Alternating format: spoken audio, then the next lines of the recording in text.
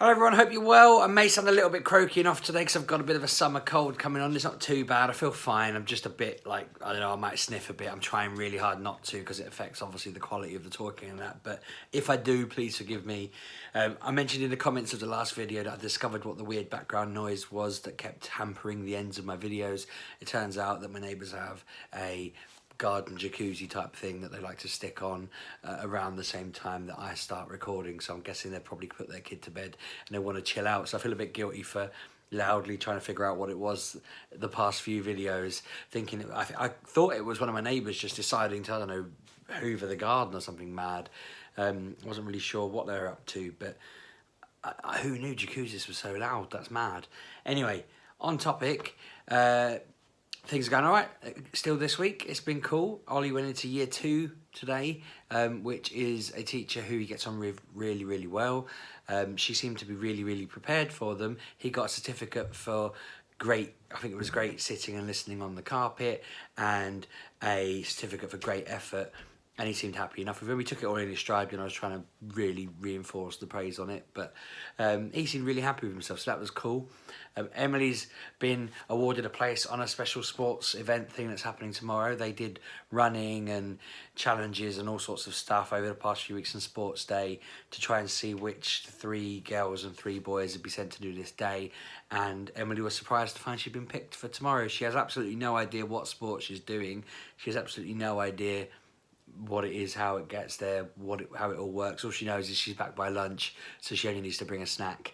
I'm a little bit confused. I said to her, if she told me she was doing running, or told me she was doing long jump, or told me she was doing hurdles, or, you know, whatever, I could have found a load of YouTube videos and taken her down the park and just, I don't know, made her run, just prepared her. But she's just gonna rock up and just do whatever comes. I mean, she's happy, you know, that's cool. But I'm really proud of her because I never did any stuff like that when I was her age, or a kid at all, or an adult, or ever. I've never done anything like that. There's no sportiness in me. I know that Claire held the high jump record at her school for over a decade.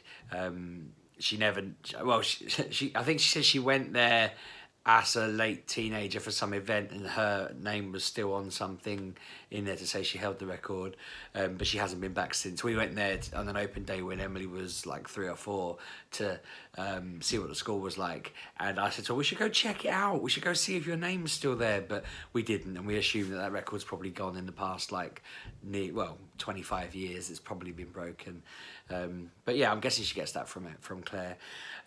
I thought the main thing I wanted to not rant about, I'm just a little bit disappointed, and it's the thing that's in my head, and I thought, you know what, there's a pattern today.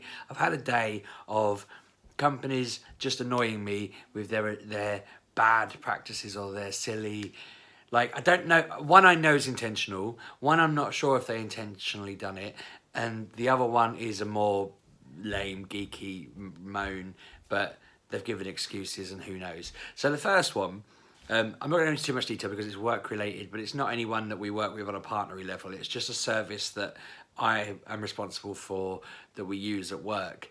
And we got a letter through saying, we've renewed it, we're charging you however much money it was to renew it. Right, there you go. And I was like, hang on a minute. I don't want to renew this, really, like, without checking it, like, without talking to someone, without being warned. You just expect us to pay this bill for something you don't know we even particularly use. So I logged in to check whether it had auto-renewed and everything, and it had, and I was like, that's not on. And so I messaged them to say, no, that's not happening. And then while I was trying to find the details of the cancellation line, I've come across this whole long stream of people from other businesses going ballistic because apparently this company has a habit of putting in this, if you don't cancel within 10 days of your order or renewal, you will be charged. One person said they did their 4-week free trial, just left it because they didn't like the service, and were taken to court for $2,000 to pay for the service that they never once used from that free trial onwards, because the free trial had apparently an auto renewal that meant they contractually agreed to do it.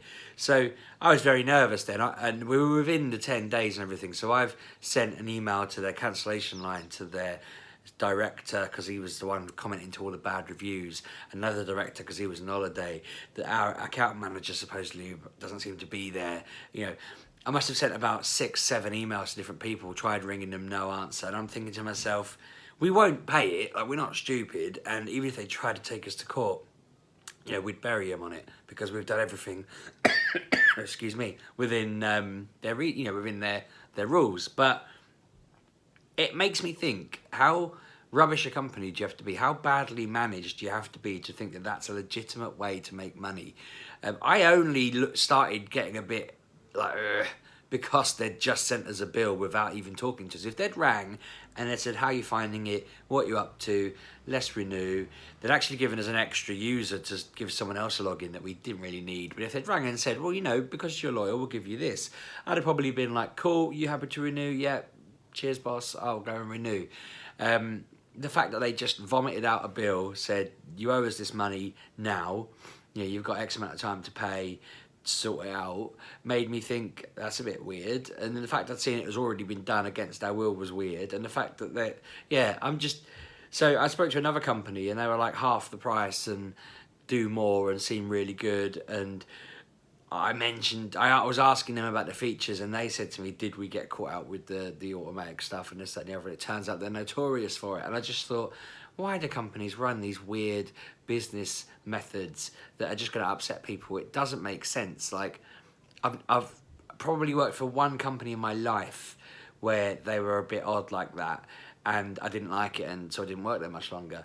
I remember Kevin from the Chapman family telling me that he once had a job where you got a quote for your car insurance online, and then his job, he only worked there for about 3 hours, I think he told me, I think that's the story. But he basically said he got there and they said, what you do is you ring back people whose quotes are wrong and let them know the proper price and then get it all set up.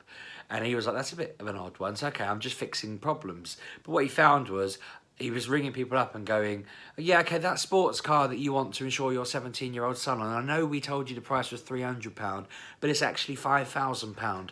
Can you renew? And he was finding that his job was to try and convince these people that it had been an error and they actually owed the company another, you know, nearly £2,500 or whatever. And he realised straight away that what they were doing was giving people a really, really low price, hooking them in and then trying to talk them into paying the proper amount because it was a mistake. And I guess it was profitable for them to make money out of some people saying, yes, okay, I'll pay it, even though they were basically abusing people's, you know, inability to argue on the phone or whatever. So I think that's what this one's a bit like. They were just hoping that we'd be big enough that we wouldn't even notice, that we'd ignore the fact it had renewed, that obviously, you know, maybe half of the people using it are getting the full benefit or whatever. But even if everyone was absolutely loving using it, I don't understand why companies aren't more, you know, accommodating to this. The other company were like, if you don't like it, just give us 30 days notice and we'll refund you the remainder of your contract. I said, well, that's a legitimate way of doing it because you're only charging for the work and the effort and the service you've given. That makes sense to me. I get with a phone contract, you have to pay up front for the phone and then you're paying monthly for whatever, and maybe they're making decisions based on that, and it's impossible to run a business without forecasting and whatever. But to just blindly drag people into renewals and hope that it felt like this one was trying to just get under the radar. It got brought to me by mistake because I'm the person that uses it. If it had gone straight to finance, they'd have probably done it. I'm not saying they would have. They would have assumed, oh, I know what this is. They might have asked me again. In a bigger company, it might have gone through, but my company are more security focused. So that's not enough to kick off a rant. But as I mentioned in my last video, I'm also looking for a minivan, an RV, to go on a trip across the south coast with the family in August.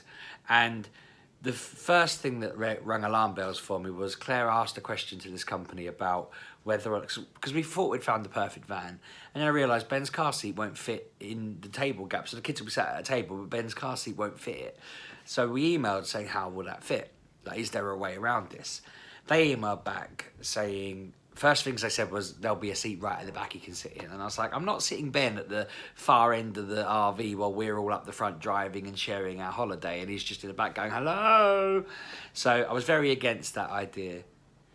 I thought that was the noise then, it's a car, don't worry. So I was very against that idea. and a bit like miffed that that was their solution. And I thought we can't be the only people that ever wanted to take a 2-year-old on a camping holiday in an RV. So Claire emailed them back. They then text saying they've had a last minute cancellation. Do we want to rent this car? They'll give us a discount. Same dates, blah, blah, blah. And I was thinking, well, they had 2 available like that night. Now they're texting saying they've had a last minute cancellation of discount on. This just feels like the sales tactics are kicking in. So I was a bit dubious. And I said to Claire, I don't feel comfortable with this company. And then she sent me their details. So can you give them a call and just clarify everything with them? Because they gave another answer about the chair and it didn't make any sense. So I rang. I spoke to a lovely lady, really, happy with the call. She said to me, the tables move around. I can slide it off, take it off. Ben will fit. It'll all be good. And he can sit in it, it'll be fine. So I'm thinking, yes. She said, the text about the discount was legit. They can do as a car, a van for like 80 quid cheaper than what it was. She told me the pricing. She told me it was all sorted. I verified all in, yeah, all good, happy with that. That's this package, blah, blah, blah. I'll talk to Claire, email me the details. I'll get home. So I rang her and I'm like, I've sorted it. Like, we've got the van. Ben's going to be sitting at the front with us. All I need to do is ring in the morning and book it. I'm assuming no one will get there before us, but if they do, it's not the end of the world. And I get home and read the email, and it says that the van's, whatever it is, I think it's 680, which is great. And then it says, plus they want 250 quid, not even as a deposit, I don't think. I think it might be a security deposit, which I'm kind of like, okay, that is fair enough. But then they want, like, I think it was £25-30 a day to cover the excess, whatever that means, excess waiver. Oh great, it's gone. It's great, there's an alarm going off this time. Sorry, commentating on all the background noises. And it was like all these little things like that had just crept in. And I'm talking to Claire about it, I'm like, we can avoid all that by giving them £1,000 that they'll give back if we don't dent the car or whatever. And I thought to myself, like, I'm not giving them £1,000 that they then say there's a scratch on the bumper that you didn't notice the day we gave it to you. Now we keep your £1,000. That's exactly the kind of thing that these companies would do.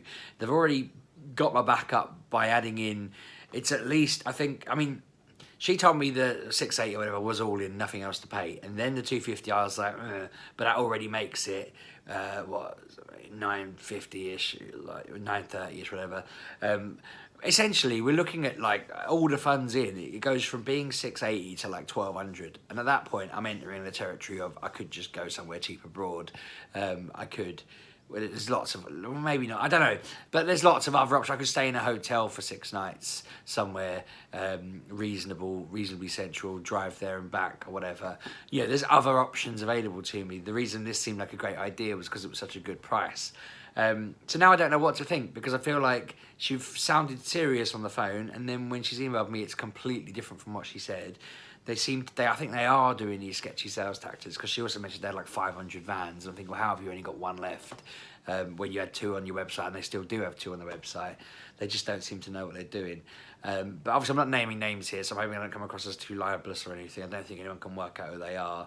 But my point here is, like, just be straight with me. Just say to me, the van costs whatever. If they said to me it was 1,200 quid, I'd say, I can't afford that. I'm going to go look elsewhere. But I've wasted 2 days on that now. And it's just like, ugh. And there's no excuse. Just give me the price. Be honest. That's what I've always done in my stuff. I've been in sales for years. You don't go to a customer and say, that'll be £1,000 and then send them a bill for 1,500. Because all they're ever going to do is go, huh? No one's ever in the history of buying stuff gone, I must have misheard, or I'm sure there's a good reason for this extra 500 quid. The people who cleaned my sofa, actually, I say this, no one in the history of the world has ever done this, but the people who cleaned my sofa annoyed me because they told me if I booked by the end of the day, they'd give me £10 whatever off my price. And then when they charged me the full price. And when I said to them, isn't this supposed to be slightly less? They said no. And I was like, oh, that's what you said on the phone. And they were like, this is the price. And I just, at that point, I was like, it was still better than other prices I got.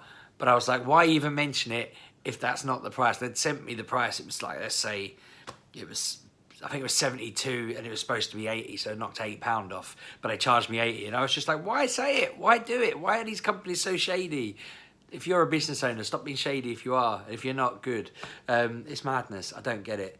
I feel like, as I say, being on the inside of a business that I can see what we're doing in our decisions, if ever they were calling out something as shady, like if they said, oh, let's just do this, it's we'll get away with it. I'd be like, no, we shouldn't be doing that. It doesn't ever work. The companies that don't do stuff like that are the ones that do really well and make loads of money. The ones that do that are the ones that scrape along the bottom and never learn. So I'm a bit miffed. I mean, the geeky one I mentioned at the start, the one that's winding me up, because it just seems like it's either lack of planning, lack of interest in planning, lack of foresight, or I suspect it's more malicious than that. It's actually intentional to drive extra profits later. And it is a Pokemon rant, and I'm sorry about that. But Pokemon Sword and Shield, they've announced they haven't had the time to put all the Pokemon in it ahead of release. And everyone on the internet who originally read that news was quite vocal in doing like hashtag bring back the national dex and Pokemon deserves better and all of these rantings. And I'm supportive of that. I think, I think Kev called it entitled on the Mature Gamer episode that we did.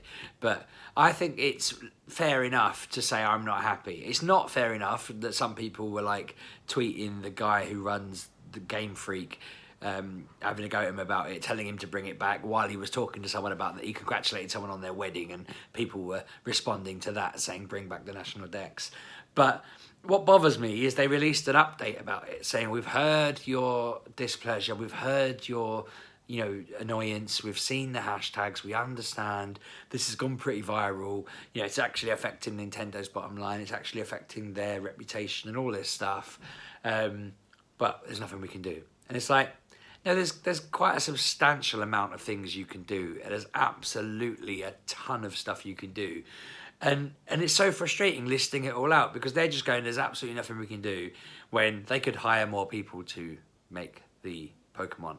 Because their problem is apparently that even though they've recently updated all the 3D models ready for this, they're not all fully updated. They can't all articulate properly or do all the moves. And they haven't got time to do that for every individual one. I kind of think there's going to be a lot of doubling up, because then they all follow quite similar shapes and sizes in one way or another. But also, okay, fine. If you're telling me that in the 2.5 years you've been doing the game, you've not had enough time to just dedicate someone to do that. That's bad planning. That's bad project management. That's bad staffing. They're focusing time and effort on another series they want to make, which is, again, their decision, but it's a bad decision when they were trying to make the big jump to console, and this is their biggest IP in the world, biggest jump. Everyone's excited about a console mainstream Pokemon game, and they've gone, yeah, we decided to divert half of our people to this other game called Town. They've also said that they won't patch it later. And it's like, well, why? You could have just spent 6 months from now. Everyone's going mad now. So to employ a third team, even if it was like junior people that you were just trying to bed in, blood a couple of youngsters into it, bring them in, have them work on it for like 6 months. It's out at Christmas or November time. So you could have had July, August, September, October, November. Christmas patch perhaps as a present, here you go. Or just bring it out in like February. You have 8 months to do, like, I'm assuming here that it'll be like 400 Pokemon. There's only 1,000 in the game, and they're saying they're going to have a lot of them in there. But even if it was all 1,000, like, let's say it was 800, they had 2 new in, and then all the 800 are already, they're making all the new Pokemon for this game, and then there's 800 who've not done. It's 100 a month. That's not an impossible amount. If you're working 20 days a month, then a team of 5 could do that. They could do, however many a month, 20 a month. It just seems insane that you're telling me that they couldn't make a little wiggly fish or whatever. It just smacks of laziness. And the absolute real reason they're doing it, like I'm convinced is the reason they're doing it, is like they did with the last lot, Sun and Moon. They released Sun and Moon, they weren't finished. Then they did Ultra Sun and Ultra Moon within 18 months, and they were finished. And that's what this feels like. They're going to bring out like Max Sword and Max Shield or something, and that's going to have it all in. And everyone's going to go, yeah, we got what we wanted. But that's not good enough. That really irritates me, because you're buying this one for 60 quid and then you're buying that one for 60 quid. If you wanted all 4 games, you're basically spending 240 quid on completing it all or whatever. And then they'll bring out the middle, the double it up edition. And I know it's always been, red and blue and then yellow, gold and silver and then whatever it was at the time. I get that that's always been their model, to release 3 games. And I can appreciate the extra one. That always made sense. The yellow made sense because it was like a much bigger story and a much better game. But this isn't that. This isn't what they've started doing this as like we'll bring out Sun and Moon, then Ultra Sun and Moon, then maybe we'll do an extra version to that, the definitive version later. And that just feels annoying. I wanted the proper game. I wanted it to be right. And I just feel like there's no excuse on that, and that is just rubbishness. This has been an overlong video. I didn't realise I was going to be that ranty about stuff, but as you can tell, my voice is croaking, so I'm going to wrap up in a sec. But things are all good. As you can see, there's that little going on that I'm faffing about, worrying about Pokemon and the state of these companies. Something did happen with the school a little bit in terms of they've announced some changes they're making, and I was quite surprised to see that for once all the parents in our WhatsApp group were very up and enraged about the issues and problems raised. I think they've all suddenly realised how badly funded SEN needs are. Yes, needs there. SEN is at the moment by our local authority and the government in general. I'll do more about that once I know more, but I know that we've got a meeting on Friday, so I'll do an update Friday probably if I can fit it in. But I'm delighted that people are actually making noise. Lots of people are now trying to see if they can get an EHCP for their child because the school are basically culling all of their support at the moment. Which means that we're quite lucky, because when I mentioned that we're getting our report on the 19th, everyone was like, "Oh wow, well done." I know that it's a long journey. We've not even started ours yet, and I thought that's thanks to you lot. You lot have all told me to sort that out. We're at a point where we're about to be told what we need and what we can get, and as I've mentioned millions of times, it might well be that we have to move away.